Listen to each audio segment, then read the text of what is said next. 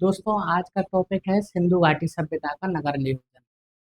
तो सबसे पहली बात ये है कि सिंधु घाटी सभ्यता जिस विशेषता के लिए जानी जाती है, उसकी सबसे प्रमुख विशेषता है उसका नगरीकरण। तो आज हम उसके नगर नियोजन के बारे में पढ़ेंगे।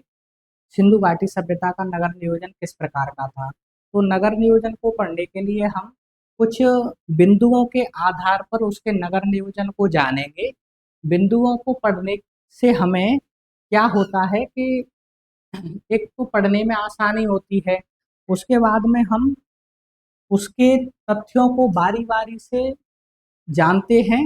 जैसे हम किसी तथ्य के बारे में विश्लेषण ना तो अधिक करते हैं और ना ही कम करते हैं, हमें पता रहता है कि किन किन बिंदुओं पर हमें चर्चा करनी है। तो नगर नियोजन के अंतर्गत हम उसके विन्यास के बारे में पढ़ेंगे, उसके बाद उसके भवन, उसके बाद ईंट, उसके बाद सड़क और उसके बाद नालियों के बारे में पढ़ेंगे। तो सिंधु सभ्यता या हड़प्पा सभ्यता का नगर नियोजन किस प्रकार का था, आइए जानते हैं। तो सबसे पहला पॉइंट है उसका विन्यास किस प्रकार का था।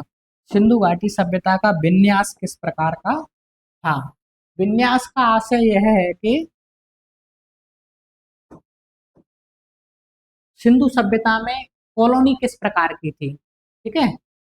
किस तरह से भवन का बसावट थी, भवनों की बसाहट थी, या किस प्रकार की कॉलोनी डेवलप की सिंधु घाटी सभ्यता में। तो सिंधु घाटी सभ्यता में जो नगर थे, नगर का विभाजन था वो दो भागों में था।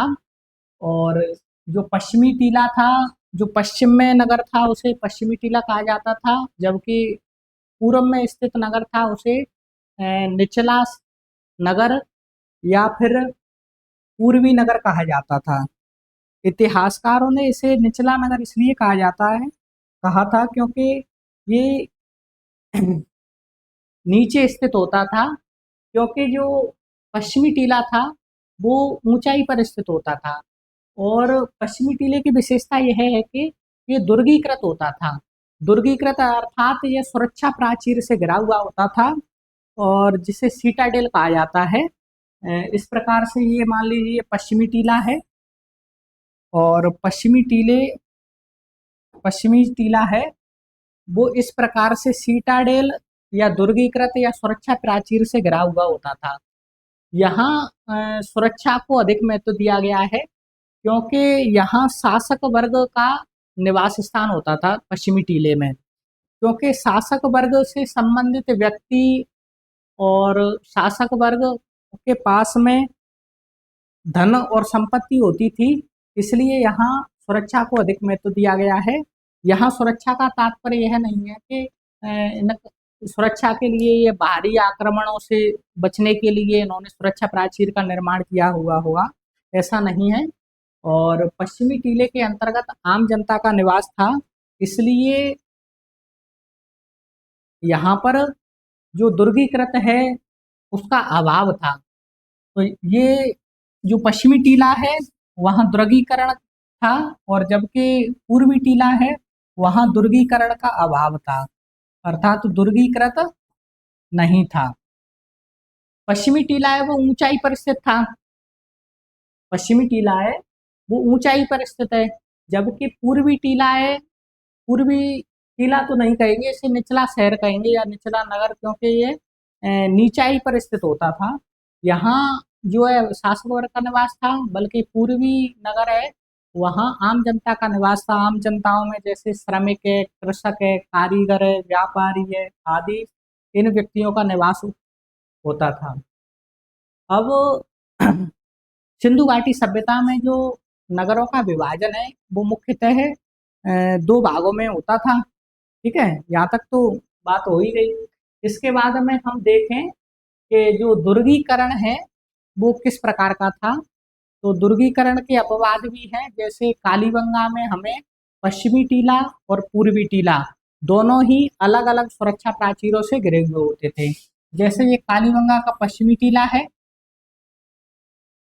और ये आपको तो पश्चिमी टीले का दुर्गीकरण दिखाई दे रहा है, सुरक्षा प्राचीर से घिरा हुआ है।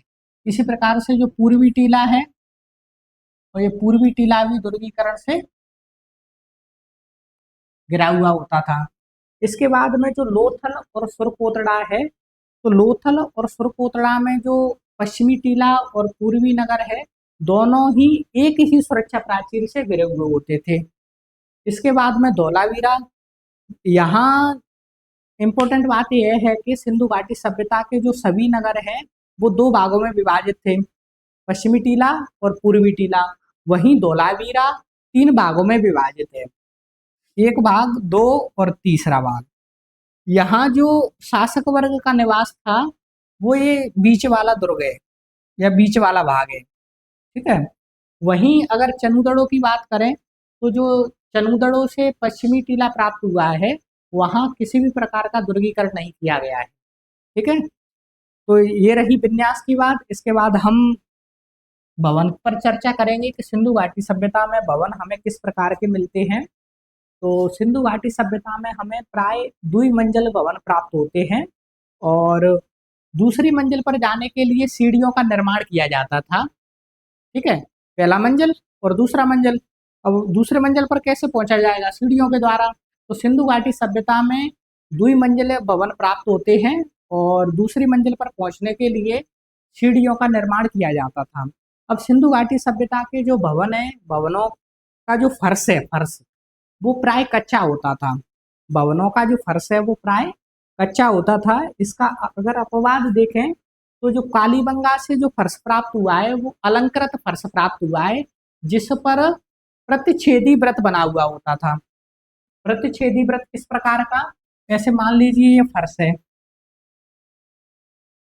ठीक है। तो प्रतिच्छेदी व्रत इस प्रकार का है।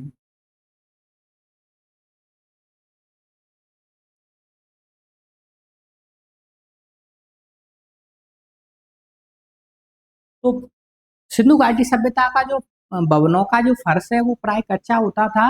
वहीं अगर हम कालीबंगा की बात करें तो कालीबंगा से हमें एक इस प्रकार का फर्श प्राप्त हुआ है जो अलंकृत ईंटों से बना हुआ है, जिस पर प्रतिच्छेदी व्रत बने हुए हैं। प्रतिच्छेदी व्रत इस प्रकार से बने हुए हैं। इसके बाद हम सिंधु घाटी सभ्यता के जो भवन है, भवनों के जो दरवाजा है वो किनारे की तरफ बनाया जाता था। भवनों में जो दरवाजा था वो किनारे की तरफ बनाया जाता था। किनारे की तरफ इसलिए बनाया जाता था क्योंकि ये प्राइवेसी को महत्व देते हैं। मान लीजिए अपने यहाँ बीच में जो है दरवाजा हुआ, ठीक है, गेस्ट वगैरह आए हुए हैं, ताक झांक एकदम अंदर प्रवेश किया और देखा, ताक झांक कर लिए कि कौन क्या कर रहा है, तो ये प्राइवेसी को महत्व देते थे।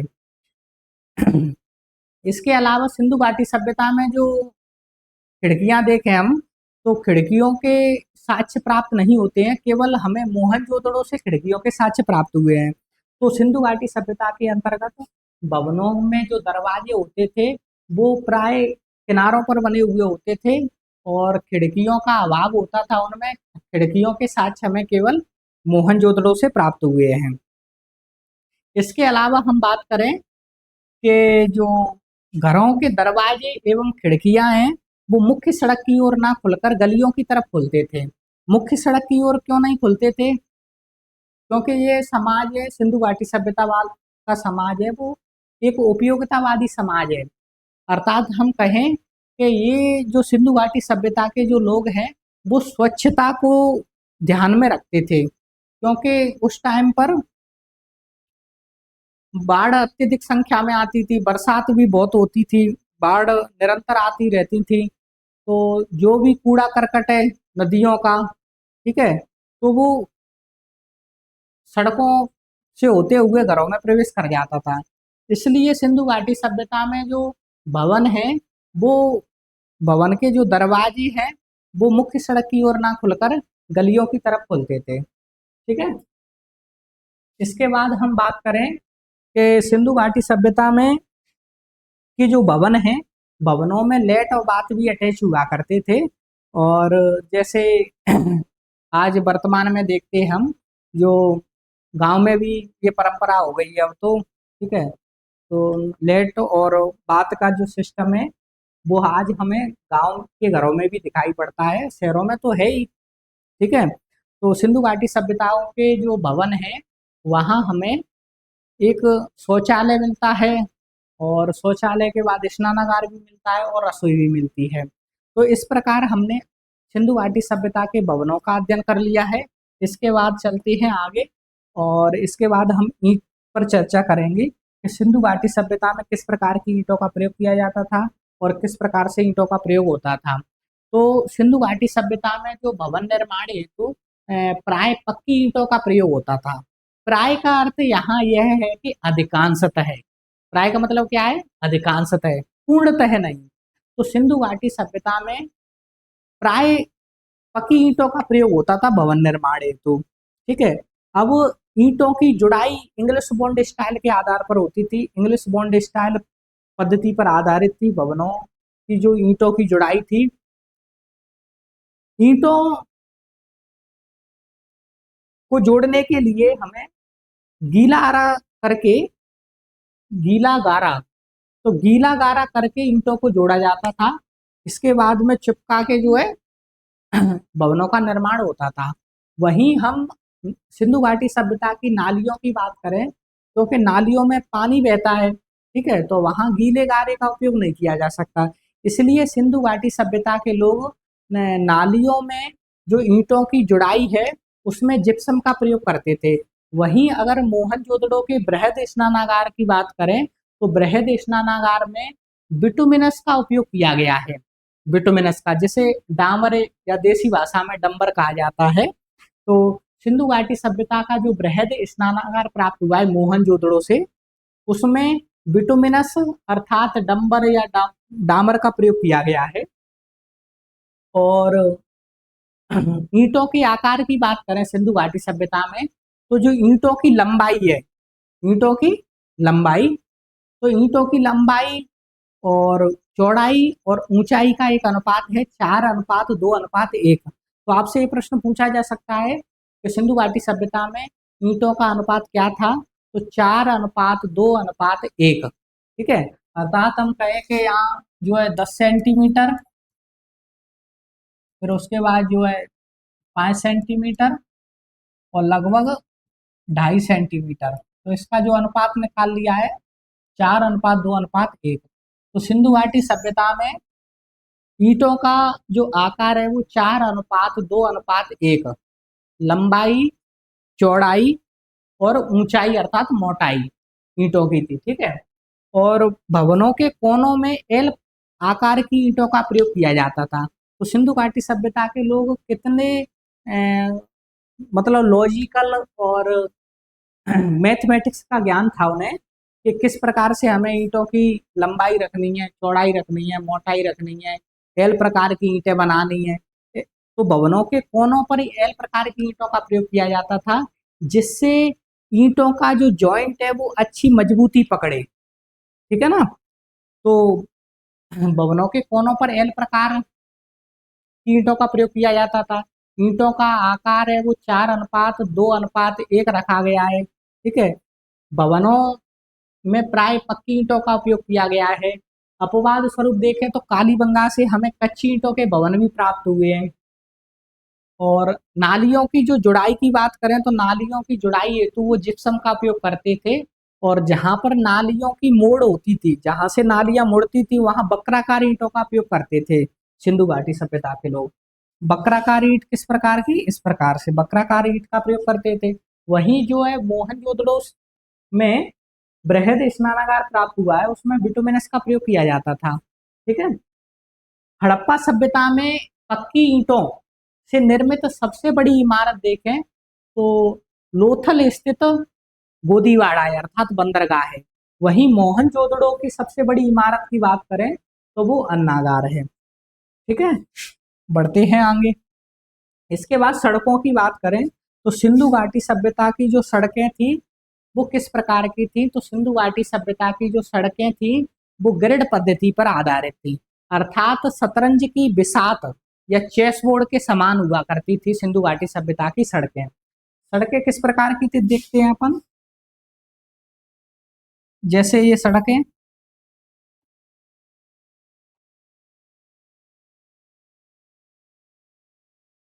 वो सड़कें जो होती थी वो समकोण पर काटती थी एक दूसरे को।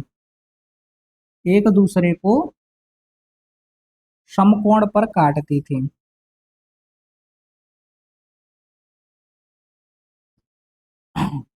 जो सिंधु घाटी सभ्यता की जो मुख्य सड़कें हैं वो उत्तर से दक्षिण दिशा में, जबकि सहायक सड़कें हैं या अन्य सड़कें हैं वो पूरब से पश्चिम दिशा की ओर हुआ करती थी। तो उत्तर से दक्षिण की तरफ मुख्य सड़कें,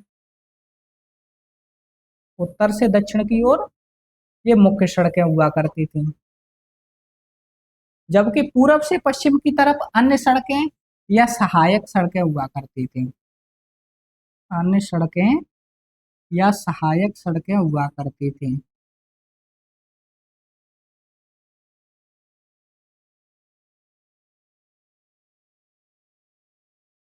इस प्रकार से तो ये मुख्य सड़कें हैं ना, ये मुख्य सड़कों की चौड़ाई हमें यहाँ तक कि मोहनजोदड़ो से मुख्य सड़क की चौड़ाई जो है 10 मीटर से लेकर 33 मीटर तक की जो है सड़क प्राप्त हुई है। मोहनजोदड़ो से 10 मीटर और कहीं कहीं तो 33 मीटर की सड़कें प्राप्त हुई हैं हमें मोहनजोदड़ो से। तो मुख्य सड़कें उत्तर से दक्षिण की ओर, जबकि अन्य सड़कें या सहायक सड़कें हैं वो पूरब से पश्चिम की ओर होती थी। और सड़कें हैं वो ग्रिड पद्धति अर्थात हम देखें जो चेस बोर्ड होता है शतरंज की बिसात की तरह हुआ करती थी। अब जो सड़कें थी वो एक दूसरे को 90 डिग्री एंगल पर काटती थी, अर्थात समकोण पर आ जाती थी, 90 डिग्री का एंगल है ये, इस प्रकार से ये ये ठीक है।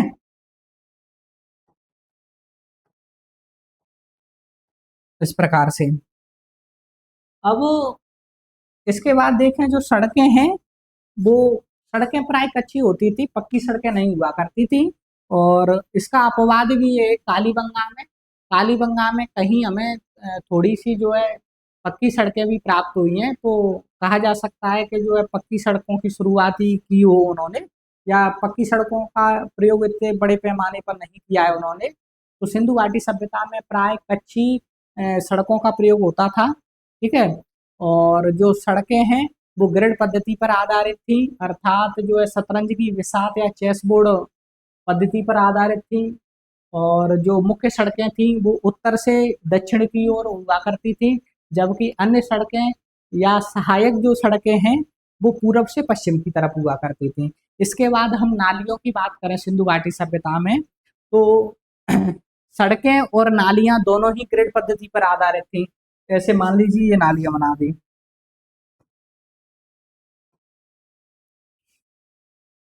ये नालियां होंगी, नालियां सड़कों के दोनों ही किनारे पर होती थी। सॉरी।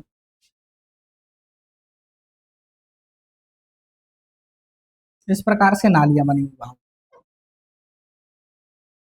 नालियों में जो ईंटों की जुड़ाई के लिए जिप्सम का प्रयोग हुआ करता था, क्योंकि गीले गारे का प्रयोग नहीं हुआ करता था, क्योंकि नालियों में पानी बहता है। ठीक है।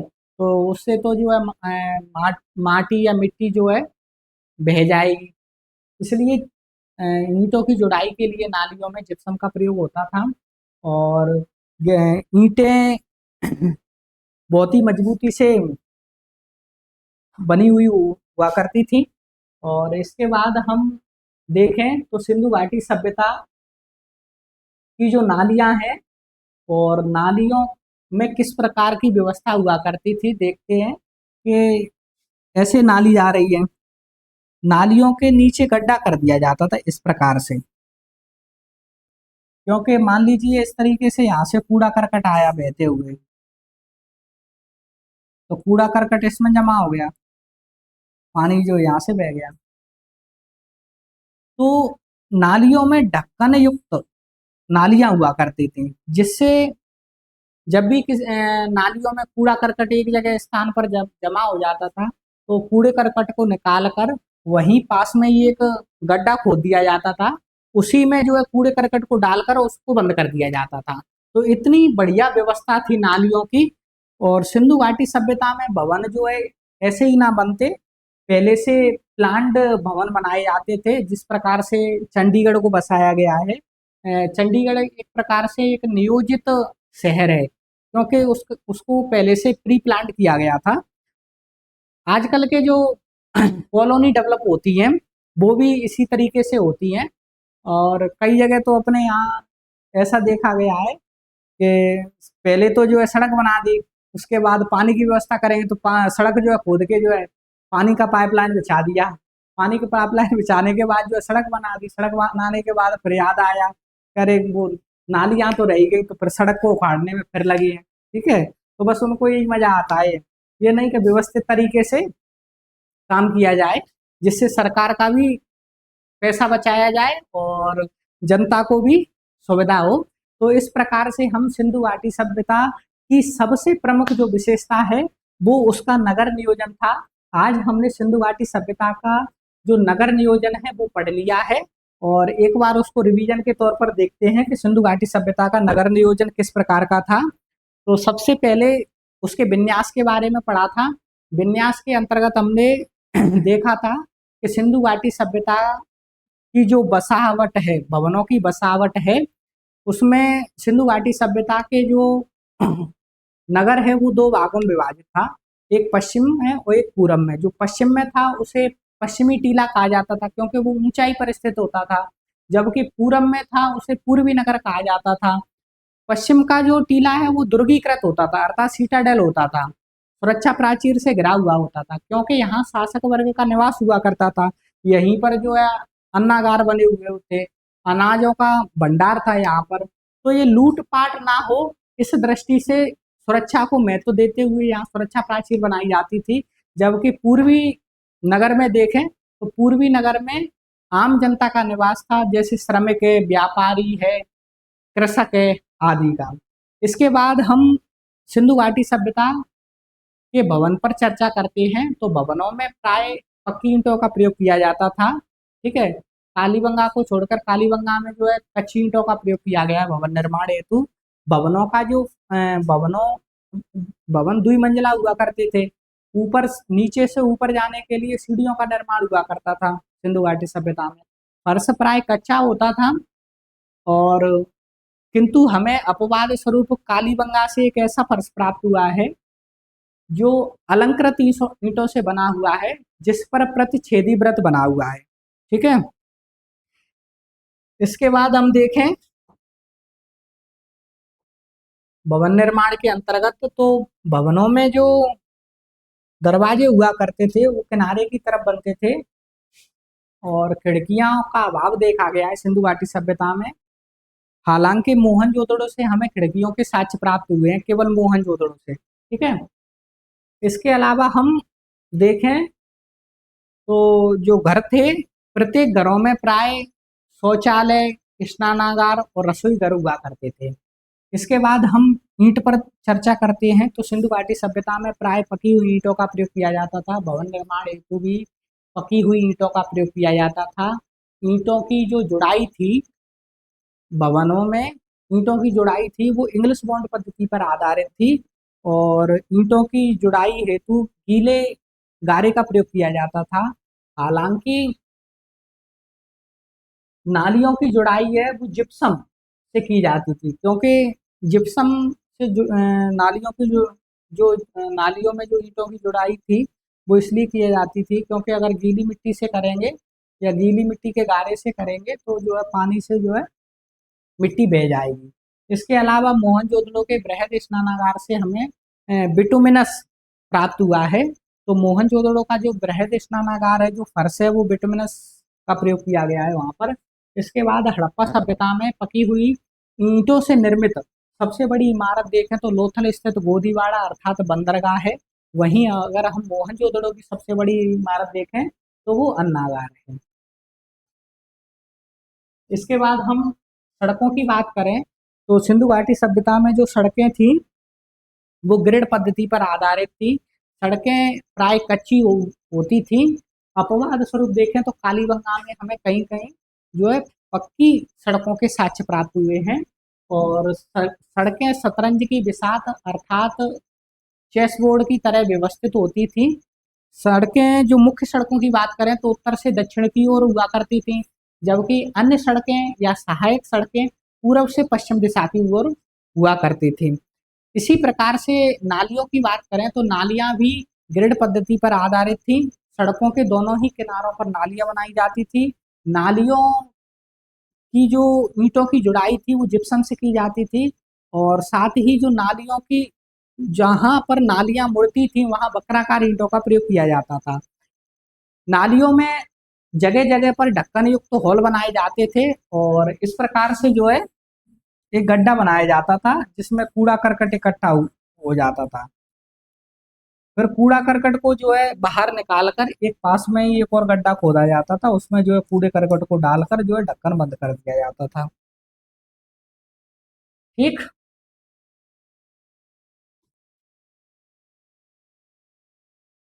इस प्रकार से हमें आज सिंधु घाटी सभ्यता के नगर नियोजन के बारे में चर्चा कर ली है, और ऐसे ही पढ़ते रहिए, और ये वीडियो आपके लिए बहुत हेल्पफुल रहेगा।